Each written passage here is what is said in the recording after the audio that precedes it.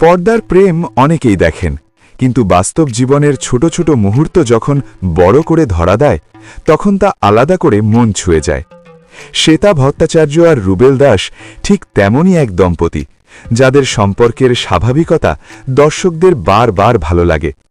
সিরিয়ালের ব্যস্ততা থেকে একটু দূরে থাকলেও শ্বেতা এখন নিজের ভ্লগ আর ব্যক্তিগত জীবনের নানা মুহূর্ত ভাগ করে নিচ্ছেন অনুরাগীদের সঙ্গে।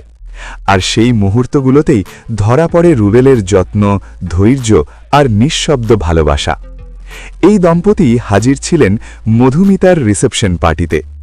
আলো ঝলমলে সাজ, অতিথিদের ভিড়, হাসি আড্ডার মাঝেই শ্বেতা আর রুবেল দুজনেই আলাদা করে সময় কাটান মধুমিতার সঙ্গে।